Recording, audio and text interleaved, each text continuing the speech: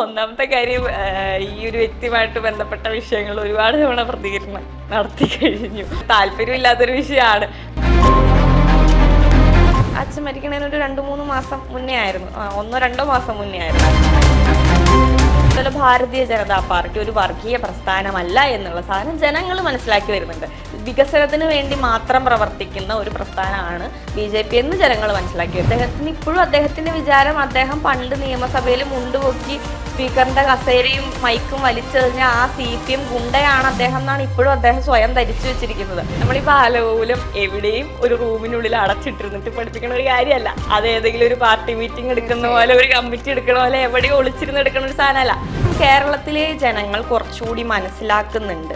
അവരെ പല രാഷ്ട്രീയ പാർട്ടിക്കാരും അവരെ എന്താ പറയുക, അവരുടെ ഒരു നമ്മളെ പഠിപ്പിക്കുന്ന നമ്മുടെ ഗുരുക്കന്മാർ അല്ലെങ്കിൽ നമ്മുടെ സമൂഹത്തിൽ ഗുരുതുല്യരായിട്ടിരിക്കുന്ന ആളുകളുടെ കാലിലേക്ക് കുറച്ച് വെള്ളം ഒഴിച്ച് കുറച്ച് പുഷ്പങ്ങൾ അർപ്പിക്കുന്നതിൽ അതിൽ എന്താ തെറ്റ്?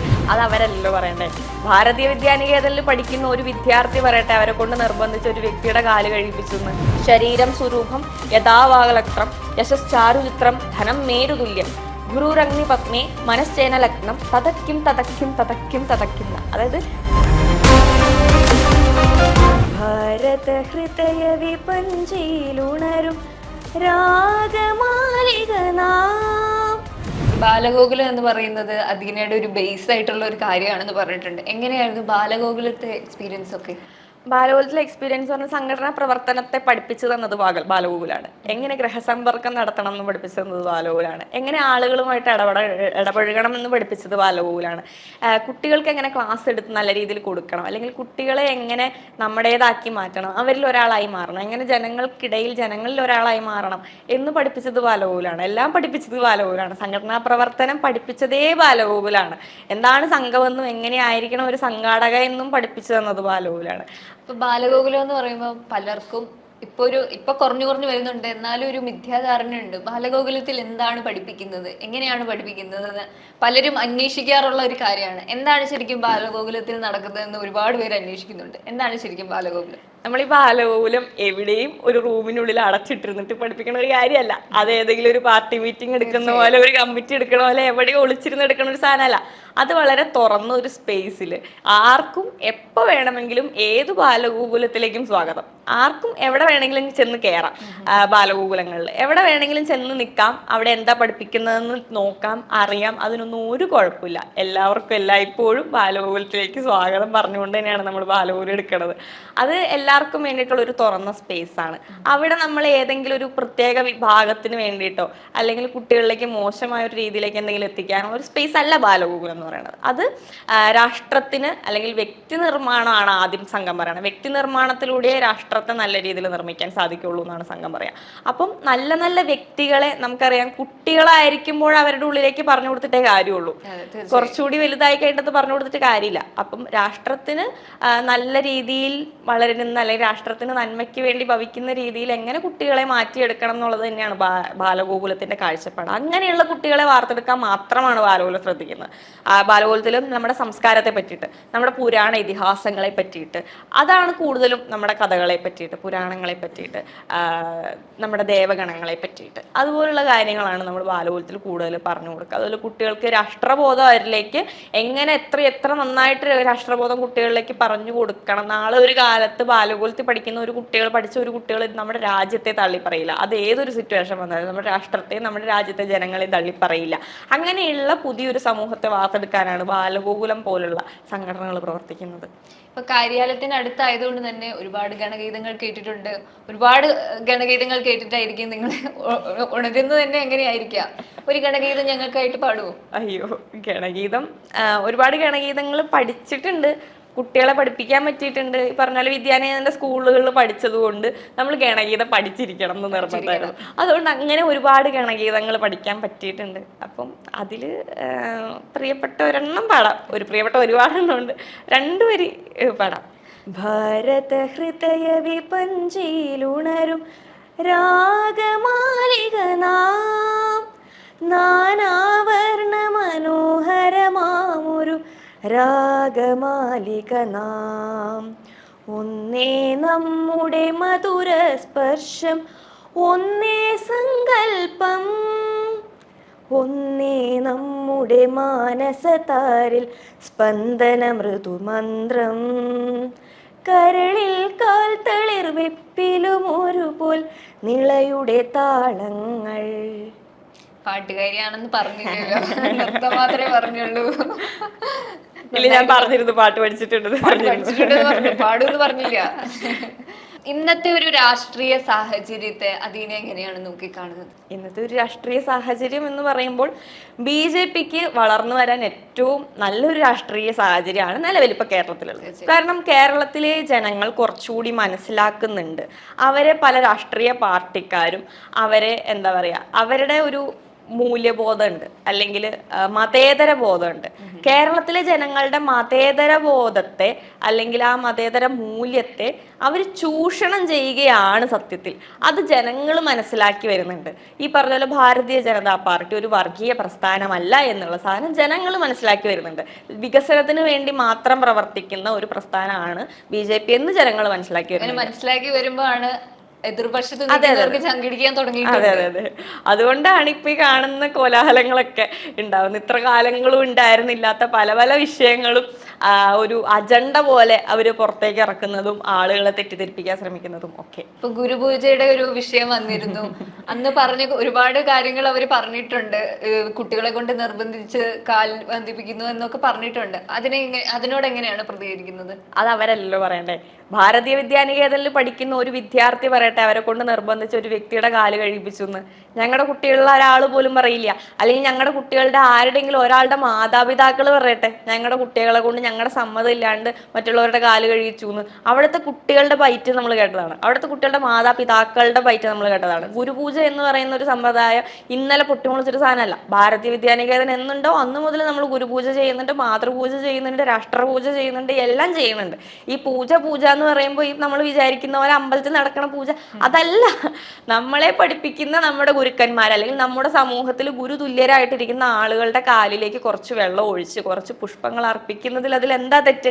അതിലൊരു തെറ്റില്ലെന്ന് ആ കുട്ടികൾക്ക് പൂർണ്ണമായ ബോധ്യമുള്ളതുകൊണ്ട് ആ കുട്ടികൾ അത് ചെയ്യുന്നത്. ഞങ്ങളുടെ കുട്ടികളെ കൊണ്ട് അത് ചെയ്യിപ്പിക്കുന്നത് വളരെ നല്ലൊരു കാര്യമാണ് എന്ന് മാതാപിതാക്കൾക്ക് ബോധ്യമുള്ളതുകൊണ്ടാണ് അവർ വിദ്യാനികേതന്റെ സ്കൂളുകളിൽ തന്നെ കുട്ടികളെ എല്ലാ കാലത്തും പഠിപ്പിക്കാൻ തയ്യാറാവുന്നത്. അപ്പം എൻ്റെ അച്ഛൻ മരിക്കണതിന് മുമ്പ് എൻ്റെ അച്ഛൻ ഇതുപോലെ ഞാൻ പഠിച്ച സ്കൂളിൽ ഗുരുപൂജയായിട്ട് ബന്ധപ്പെട്ട് അദ്ദേഹം അവിടുത്തെ ഒരുപാട് കുട്ടികളെ നൃത്തം പഠിപ്പിച്ചിട്ടുള്ള അധ്യാപകനാണ്. ഗുരുപൂജയുടെ സമയത്ത് എൻ്റെ അച്ഛനെ ഇതുപോലെ കൊണ്ടിരുത്തി ട്ടുണ്ട്. ഗുരുപൂജയുടെ സമയത്ത് അന്ന് അച്ഛന് കിട്ടിയ പൊന്നാട ഇപ്പോഴും വീട്ടിൽ ഞാൻ സൂക്ഷിച്ചു വെച്ചിട്ടുണ്ട്. അതുപോലെ തന്നെ അച്ഛൻ അന്ന് കിട്ടിയ ഭഗവത്ഗീതയുടെ ബുക്ക് അച്ഛനെ പുഷ്പ അർപ്പിച്ച കുട്ടിക്ക് തന്നെ അച്ഛൻ കൊടുത്തു വിടുക ചെയ്തത്. അച്ഛൻ മരിക്കണതിന് ഒരു 2-3 മാസം മുന്നേ ആയിരുന്നു, 1-2 മാസം മുന്നേ ആയിരുന്നു. ഗുരുപൂജ എന്ന് പറയുന്ന ഒരു സമ്പ്രദായം നമ്മുടെ ഗുരുക്കന്മാരെ ബഹുമാനിക്കാൻ നമ്മുടെ കുട്ടികളെ കൂടുതൽ പഠിപ്പിക്കുകയാണ്. അവരത്രമേൽ ആദരവ് അർഹിക്കുന്ന ആളുകൾ തന്നെയാണ്. അതായത് ശ്രീശങ്കരാചാര്യരുടെ പ്രശസ്തമായിട്ടുള്ള ഗുരുഅഷ്ടകത്തിന്റെ ഒരു ഭാഗമുണ്ട്.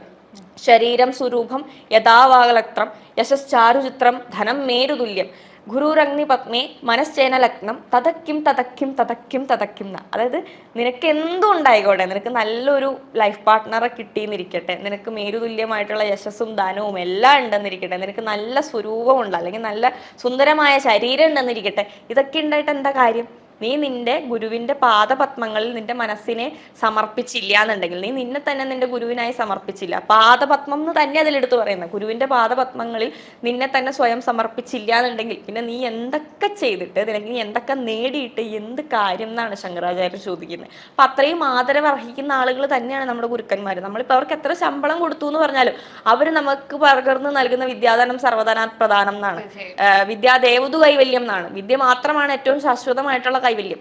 അപ്പൊ ആ കൈവല്യം അല്ലെങ്കിൽ ആ വിദ്യയെ ആ ധനത്തെ നമുക്ക് പകർന്നു നൽകുന്ന അധ്യാപകരുടെ എഫേർട്ടിന്, അവർ നമുക്ക് വേണ്ടി എടുക്കുന്ന ആ എഫേർട്ടിന് പകരം വെക്കാൻ ആ മൂല്യത്തിനനുസരിച്ച് തുലനം ചെയ്യാൻ എന്ത് പൈസ കൊണ്ട് പറ്റും? ഏത് രാജ്യത്തെ ഏത് മൂല്യമുള്ള ധനം കൊണ്ട് പറ്റും? അതുകൊണ്ട് അവർ അർഹിക്കുന്ന ബഹുമാനം നമ്മൾ അവർക്ക് കൊടുക്കുക തന്നെ വേണം എന്നാണ് വിദ്യാനികേതൻ പഠിപ്പിക്കുന്നത്. ഇത്രയധികം വിദ്യാഭ്യാസ രംഗത്തെ പറ്റി സംസാരിക്കുന്ന ഇവർ, ഇന്നത്തെ നമ്മുടെ കേരളത്തിലെ വിദ്യാഭ്യാസ രംഗം എന്ന് പറയുന്നത് മുന്നിലായിരുന്നു എന്നേ നമുക്ക് പറയാൻ പറ്റുള്ളൂ. ഇന്ന് അതിന്റെ അവസ്ഥ വളരെ ശോചനീയമാണ്. ഇന്നത്തെ ഒരു വിദ്യാഭ്യാസ രംഗത്തെ പറ്റി എന്താണ് പറയാനുള്ളത്? നമുക്കറിയാം, വിദ്യാഭ്യാസം എന്ന് പറയുമ്പോൾ വിദ്യ ആഭാസ മന്ത്രിയാണെന്നുള്ള രീതിയിൽ നമുക്ക് നമ്മുടെ വിദ്യാഭ്യാസ മന്ത്രിയെ പറയേണ്ടി വരും. അദ്ദേഹം കാണിച്ചു കൂട്ടുന്ന കാര്യങ്ങൾ, അദ്ദേഹത്തിന് ഇപ്പോഴും അദ്ദേഹത്തിന്റെ വിചാരം അദ്ദേഹം പണ്ട് നിയമസഭയിൽ മുണ്ടുപൊക്കി സ്പീക്കറിന്റെ കസേരയും മൈക്കും വലിച്ചെറിഞ്ഞ ആ CPM ഗുണ്ടയാണ് അദ്ദേഹം എന്നാണ് ഇപ്പോഴും അദ്ദേഹം സ്വയം ധരിച്ചു വെച്ചിരിക്കുന്നത്.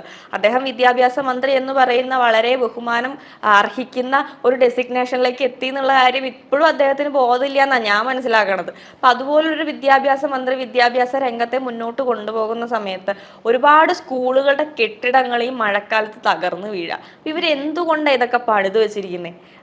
മന്ത്രി P. ശിവൻകുട്ടി അല്ലെങ്കിൽ മുഖ്യമന്ത്രിയായിട്ടുള്ള പിണറായി വിജയനൊക്കെ അവകാശപ്പെടുന്നത് കേരളത്തിലെ വിദ്യാഭ്യാസ സ്ഥാപനങ്ങൾ റിസോർട്ടുകൾ പോലെയാണെന്നാണ്.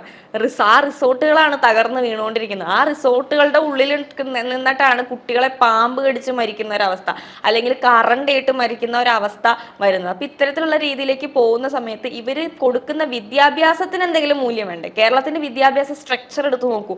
എന്തെങ്കിലുമൊക്കെ കുട്ടികളിലേക്ക് കൊടുക്കുക. 1-ാം ക്ലാസ് മുതൽ 12-ാം ക്ലാസ് വരെയുള്ള കുട്ടികൾക്ക് എന്തെങ്കിലുമൊക്കെ കൊടുക്കുന്നു, അവരത് അരച്ച് കലക്കി പഠിക്കുന്നു.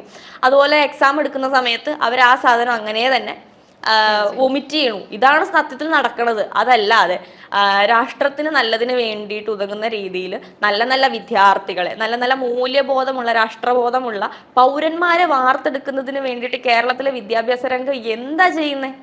എന്താ അവർ ചെയ്യുന്നത്? അല്ലെങ്കിൽ അവർ എന്ത് മൂല്യാധിഷ്ഠിത വിദ്യാഭ്യാസമാണ് കൊടുക്കുന്നത്? അവിടെ വിദ്യാനികേതൻ കുറച്ചുകൂടി ഡിഫറൻ്റ് ആണ് ആ ഒരു കാര്യത്തിൽ. കൃത്യമായി മൂല്യാധിഷ്ഠിത വിദ്യാഭ്യാസമാണ് വിദ്യാനികേതൻ കൊടുക്കുന്നത്. ഈ കേരള ഗവൺമെന്റ് അല്ലെങ്കിൽ SFI പോലുള്ള ഇടതുപക്ഷ സംഘടനകൾ വിദ്യാനികേതനെതിരെ ഇത്തരത്തിലുള്ള ആരോപണങ്ങൾ ഉന്നയിക്കുന്ന സമയത്ത് നമ്മുടെ കണ്ണിലെ കരടെടുത്ത് കളഞ്ഞിട്ട് വേണ്ടേ അപ്പുറത്തുള്ളവന്റെ കണ്ണിലെ കരടെടുത്ത് കളയാൻ? ഇപ്പൊ SFIയുടെ സംസ്ഥാന പ്രസിഡന്റ് ശിവപ്രസാദ് പറഞ്ഞിരുന്ന ഒരു കാര്യമുണ്ട്, RSS ഒരു മയിൽക്കുറ്റി പോലും വിദ്യാഭ്യാസ രംഗത്ത് ഉണ്ടാക്കിയിട്ടില്ല എന്നൊരു കാര്യം. അതിനോട് എങ്ങനെയാണ് പ്രതികരിക്കുന്നത്? ഒന്നാമത്തെ കാര്യം, ഈ ഒരു വ്യക്തിയുമായിട്ട് ബന്ധപ്പെട്ട വിഷയങ്ങൾ ഒരുപാട് തവണ പ്രതികരണം നടത്തി കഴിഞ്ഞു. ഒന്നാമത്തെ കാര്യം അത് താല്പര്യമില്ലാത്തൊരു വിഷയമാണ്. പിന്നെ ഈ പറയണതുപോലെ RSS ഒരു മയിൽക്കുറ്റിയെ സ്ഥാപിച്ചിട്ടില്ല എന്ന് പറയാനായിട്ട് ഇന്നലെ വന്ന ശിവപ്രസാദ് ആരുമല്ല. കാരണം RSS എന്നുണ്ടോ അന്ന് മുതലേ RSS വിദ്യാഭ്യാസത്തിന് കൂടുതൽ ഊന്നൽ കൊടുക്കുന്ന ഒരു സംഘടനയാണ് RSS എന്ന് പറയുന്നത്. RSSന്റെ കീഴിൽ 13,000-ലധികം കോളേജുകളും അല്ലാതെ സ്കൂളുകളും അടങ്ങുന്ന വിദ്യാഭ്യാസ സ്ഥാപനങ്ങൾ ഈ രാഷ്ട്രത്തിൽ പ്രവർത്തിക്കുന്നുണ്ട്. 1.5 ലക്ഷത്തിലധികം അധ്യാപകരാണ് RSSന്റെ വിദ്യാനികേതൻ അല്ലെങ്കിൽ വിദ്യാഭാരതിയിൽ വർക്ക് ചെയ്യുന്നവരായിട്ടുള്ളത്. 33 ലക്ഷത്തിലധികം വിദ്യാർത്ഥികൾ ഓരോ വർഷവും നമുക്ക് പഠിച്ചിറങ്ങുന്നുണ്ട്. അപ്പൊ ഇത്രയും വലിയ വിദ്യാഭ്യാസ മേഖലയിൽ കോൺട്രിബ്യൂട്ട് ചെയ്യുന്ന RSSനെ പോലൊരു സംഘടനയ്ക്ക്, വിദ്യാഭ്യാസ മേഖലയ്ക്ക് വേണ്ടി ഒരു തേങ്ങയും ചെയ്യാത്ത SFI പോലെ അല്ലെങ്കിൽ ഇടതുപക്ഷം പോലൊരു സംഘടനയുടെ പ്രതിനിധിക്ക് എങ്ങനെ RSSന് മേൽ ഇത്തരത്തിലുള്ള ഒരു ആരോപണം ഉന്നയിക്കാൻ സാധിക്കും? തീർച്ചയായും. അതുപോലെ തന്നെ മണ്ടപോയ തെങ്ങിൽ കയറുന്നവരാണ് RSSകാരൻ എന്ന് പറയുന്ന ഒരു ഇങ്ങനെ അപവാദങ്ങൾ പറഞ്ഞു വിടാൻ മാത്രമേ ഇവർക്ക് സാധിച്ചിട്ടുള്ളൂ എന്ന് വേണമെങ്കിൽ പറയാം. വിദ്യാഭ്യാസ രംഗത്ത് ഒരുപാട് കാര്യങ്ങൾ കൊണ്ടുവരാൻ RSSന് സാധിച്ചിട്ടുണ്ട്. അതെ അതെ അതെ. ഈ വിദ്യാഭ്യാസ രംഗത്തെ കാവ്യവൽക്കരിക്കുന്നു അല്ലെങ്കിൽ ഉന്നത വിദ്യാഭ്യാസ മേഖലയെ കാവ്യവൽക്കരിക്കുകയാണെന്നൊക്കെ പറഞ്ഞ് അനാവശ്യമായിട്ടുള്ള സമരങ്ങൾ നടത്തുന്ന സമയത്ത് നമ്മൾ സത്യത്തിൽ ഇതിനൊക്കെ പുച്ഛത്തോടു കൂടിയാണ് കാണുന്നത്. കാരണം RSSന് വിദ്യാഭ്യാസ മേഖലയിൽ കാവ്യവൽക്കരിച്ചിട്ട് വേണോ ഈ രാഷ്ട്രത്തെ ഭരണം നിലനിർത്താൻ? കഴിഞ്ഞ 3 ടേമായിട്ട് RSSന്റെ BJP ആണ് രാഷ്ട്രം ഭരിക്കുന്നത് അല്ലെ? അത് RSSന് കേരളത്തിലുള്ള 4-3 ഏതെങ്കിലും തുക്കട കോളേജുകളിൽ കാവ്യവൽക്കരണം നടത്തിയിട്ട് വേണോ RSSന് ഭാരതം ഭരിക്കാൻ? എത്രമാത്രം നിലവാരമില്ലാത്ത ചിന്തയിലേക്കാണ്, എത്രമാത്രം ലോ ആയിട്ടുള്ള ലെവലിൽ ചിന്തിച്ചിട്ടാണ് അവർക്ക് അങ്ങനെയുള്ള മണ്ടത്തരങ്ങളൊക്കെ പറയാൻ പറ്റുന്നത്.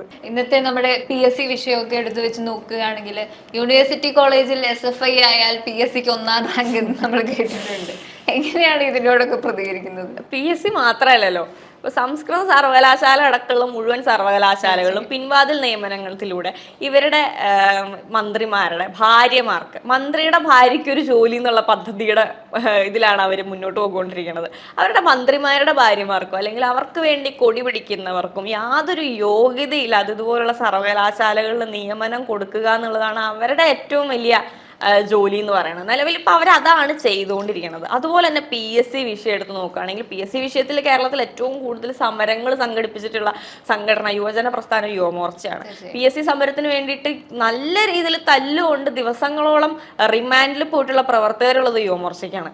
ഈ PSC വിഷയമായിട്ട് നമ്മൾ സംസാരിക്കുന്ന ആ വിഷയം സംസാരിക്കുന്ന സമയത്ത് PSC എന്തിനു വേണ്ടിയിട്ടാണ് PSC നടത്തുന്നത്? ആർക്കോ വേണ്ടിയിട്ടൊരു എക്സാം നടത്തുന്നു. ഈ പറയണ പോലെ ഒരുപാട് വിദ്യാർത്ഥികൾ അല്ലെങ്കിൽ ഒരുപാട് ഉദ്യോഗാർത്ഥികൾ പോയി PSC എഴുതിയിട്ട് നിയമനം കിട്ടാതെ വർഷങ്ങളോളം കാത്തിരിക്കുന്നു. അതിൻ്റെ ഡേറ്റ് കഴിഞ്ഞാൽ ലിസ്റ്റിൻ്റെ ഡേറ്റ് കഴിഞ്ഞു പോകുന്നു, ലിസ്റ്റ് ഇടാതിരിക്കുന്ന ഒരവസ്ഥ വരുന്നു. അല്ലെങ്കിൽ അർഹതപ്പെട്ടവർക്ക് ജോലി കൊടുക്കാതെ പാർട്ടി ആയിട്ട് ബന്ധപ്പെട്ട് നിൽക്കുന്ന അല്ലെങ്കിൽ പാർട്ടിക്ക് ഏതെങ്കിലും കാലത്ത് കൊടി പിടിച്ചിട്ടുള്ള ആളുകൾക്ക് അവരുടെ ഇഷ്ടത്തിനനുസരിച്ച് അവരുടെ കുടുംബത്തിലുള്ളവർക്കും അവരുടെ പാർട്ടിയിലുള്ളവർക്കും ജോലി അല്ലെങ്കിൽ നിയമനം കൊടുക്കാനുള്ള അവരുടെ കുത്തകയായി മാറിയിരിക്കും ഈ പറയണ പോലെ ഗവൺമെന്റ് സ്ഥാപനങ്ങൾ എന്ന് പറയുന്നത്. എടുത്തു പറയേണ്ട ഒരു കാര്യമാണ്, വിദ്യാഭ്യാസ രംഗം പോലെ തന്നെയാണ് ആരോഗ്യരംഗം. ഒന്നാം സ്ഥാനത്തായിരുന്നു എന്ന അതും ആയിരുന്നു, ഇപ്പോൾ അതിന്റെ അവസ്ഥയും വളരെ ശോചനീയമായിട്ട് പൊക്കോണ്ടിരിക്കുകയാണ്. അതെ. ഈ ആരോഗ്യ രംഗത്ത് ഒരുപാട് പ്രശ്നങ്ങൾ ഉണ്ടാകുന്നുണ്ട്. അതിനോട് എങ്ങനെയാണ് പ്രതീക്ഷ? മെഡിക്കൽ കോളേജുകൾ എന്നൊക്കെ പറയണത് നമ്മൾ അത്രമേൽ വിശ്വസിച്ച് നമ്മൾ പറയണത് ഡോക്ടർമാർ ഈശ്വരന്മാരാണെന്നാണ് പറയണത്. നമ്മൾ ഇത്രയും ഞങ്ങൾ ഒന്നാമതാണ്, അമേരിക്ക പോലും ഞങ്ങളോട് വിളിച്ച് ചോദിച്ചിട്ട് ഞങ്ങളുടെ ഉപദേശം വാങ്ങിച്ചിട്ടാണ് കൊറോണ കാലഘട്ടത്തിൽ മുന്നോട്ട് പോയെന്നൊക്കെ തള്ളുകയാണ് അങ്ങോട്ട്. ഈ തള്ളു മാത്രമേ ഇവിടെ നടക്കണുള്ളൂ. തള്ളി തള്ളി തള്ളി മെഡിക്കൽ കോളേജ് വരെ കൊഴിഞ്ഞ് വീഴാൻ തുടങ്ങി. ഇവരുടെ തള്ളു കാരണമാണ് മര്യാദയ്ക്ക് പണിത് വെച്ചിരുന്നത് നാഷണൽ ഹൈവേ പോലും ഇടിഞ്ഞു പൊളിഞ്ഞു പോകാൻ തുടങ്ങിയത്. അതായത് ഈ നാഷണൽ ഹൈവേ ആണെങ്കിൽ ഇപ്പൊ വിദ്യാഭ്യാസം അല്ലെങ്കിൽ ആരോഗ്യം എന്ന് തന്നെ എടുത്ത് നോക്കണ്ട. ഈ പറയുന്ന പോലെ നാഷണൽ ഹൈവേയുടെ ഇഷ്യൂ വന്ന സമയത്ത് ഇവർ എന്തോരം പ്രഹസനാണ് കേരളത്തിൽ കാണിച്ചു കൂട്ടിയത്. ഫ്ലെക്സ് വെക്കുന്നു, മന്ത്രി ഒരു വശത്തു നിന്ന് മറ്റേ വശത്തേക്ക് നടന്നുകൊണ്ട് റീലെടുക്കുന്നു. ഇവര് റീലെടുക്കാൻ വേണ്ടിയിട്ട് ഇവർ ചെലവാക്കിയ പൈസയുടെ പകുതി പോലും ഈ പറയുന്ന പോലെ നാഷണൽ ഹൈവേക്ക് വേണ്ടിയിട്ട് ഇവർ ചെലവാക്കിയിട്ടുണ്ടായിരുന്നുണ്ടെങ്കിൽ കേന്ദ്രത്തിന് ഇത്രയും ബുദ്ധിമുട്ട് വരില്ലായിരുന്നു. സ്ഥലങ്ങൾ ഏറ്റെടുക്കാൻ വേണ്ടിയിട്ട് ഇവർ കാണിച്ചിട്ടുള്ള വിമുഖത അതൊക്കെ നമ്മൾ കണ്ടതാണ്. പക്ഷെ ഞങ്ങളാണ് ഇതെല്ലാം പണിതെന്ന് ഇന്നലെ വരെ പറഞ്ഞിട്ട് അതിലൊരു പ്രശ്നം വന്ന സമയത്ത് NH ആയിട്ട് സംസ്ഥാന ഗവൺമെന്റിന് യാതൊരു ബന്ധമില്ല. NH ആയിട്ട് ബന്ധമുള്ളത് സെൻട്രൽ ഗവൺമെന്റ് മാത്രമാണെന്ന് ഒരു ഉളുപ്പും ഇല്ലാണ്ട് അതിന്റെ തലേന്ന് വരെ വൈകിട്ട് 6:30 ചാനൽ ചർച്ചയിൽ വന്നിരുന്ന അതിന്റെ ഫുള്ള് ക്രെഡിറ്റ് എടുത്തിട്ട് പിറ്റേന്ന് ഒരു ഇഷ്യൂ വന്നു കഴിഞ്ഞപ്പോൾ മുഴുവൻ തെറ്റും സെൻട്രൽ ഗവൺമെന്റ് തലയിലേക്ക് ഇടുകയാണ്. ഇവർ എന്ത് തരത്തിലുള്ള സ്ഥലമാണ് അപ്പൊ ഗവൺമെന്റിന് എടുത്തു കൊടുത്തതെന്ന് നമ്മൾ അതിൽ നിന്ന് മനസ്സിലാക്കണം. എന്ത് സ്ഥലത്താ അപ്പൊ ഇവർ ഇത് പണിത് വെച്ചതെന്ന് നമ്മൾ ചിന്തിക്കണം. ഇത് ഇതുപോലെ ഇടിഞ്ഞു പൊളിഞ്ഞ് വീഴണമെങ്കിലേ. അപ്പം ഇങ്ങനെയുള്ള രീതിയിൽ മെഡിക്കൽ കോളേജുകൾ, അതായത് നമ്മൾ ജീവൻ രക്ഷിക്കാൻ വേണ്ടി മെഡിക്കൽ കോളേജ് ചെല്ലുമ്പോൾ അവിടെ തന്നെ നമ്മുടെ ജീവൻ പൊലിയുന്ന ഒരു അവസ്ഥയിലേക്ക്, കെട്ടിടം ഇടിഞ്ഞ് വീണ് മരിക്കുന്ന ഒരു ശോചനീയമായ അവസ്ഥയിലേക്ക് കേരളം മൂക്കൂത്തിക്കൊണ്ടിരിക്കുക. വിദ്യാഭ്യാസ രംഗത്ത് ഒന്നാമതായിരുന്ന അല്ലെങ്കിൽ ആരോഗ്യ രംഗത്ത് ഒന്നാമതായിരുന്ന കേരളത്തെ അവർ പ്രതിദിനം താഴോട്ടല്ലാതെ ഇതിന് മേലോട്ടൊരു പോക്കില്ലല്ലോ.